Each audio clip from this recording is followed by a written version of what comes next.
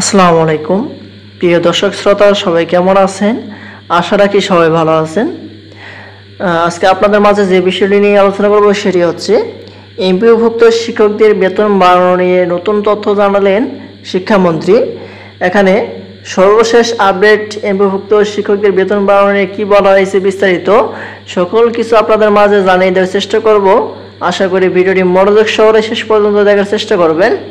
আর আরেকটি কথা, যদি আমাদের চ্যানেলে নতুন হয়ে থাকেন অবশ্যই আমাদের চ্যানেলকে সাবস্ক্রাইব করবেন। অলরেডি সাবস্ক্রাইব করা থাকলে অসংখ্য ধন্যবাদ। এই রিপোর্টটি প্রকাশ করা হয়েছে 9 জুলাই 2024। এখন আমরা দেখি বিস্তারিত এখানে কি বলা হয়েছে।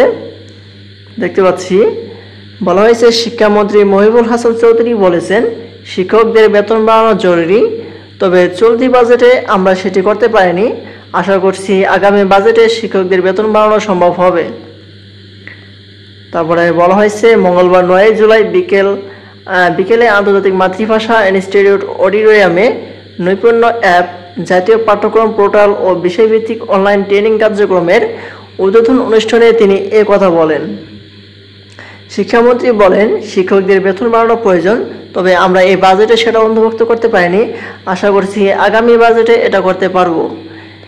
বিদ্যালয়ের উন্নয়ন ব্যয় কমিয়ে পরিচালনা ব্যয় বৃদ্ধি করলে শিক্ষকদের বেতন সহজেই বাড়ানো যায় বলে মন্তব্য করেন তিনি আরও বলেন শিক্ষকদের পুরস্কার দিতে শীঘ্রই প্রতিযোগিতার আয়োজন করা হবে। সারা দেশের শিক্ষকরা এতে অংশগ্রহণ করতে পারবেন। বিজয়ীদের পুরস্কৃত করা হবে। প্রতিযোগিতাটি হবে শিক্ষকরা শ্রেণীকক্ষে শিক্ষার্থীদের কত ভালো এবং সহজভাবে পাঠদান করতে পারেন তার উপর। শিক্ষকরা পাঠদানের ভিডিও করে সেটি জমা দিবেন।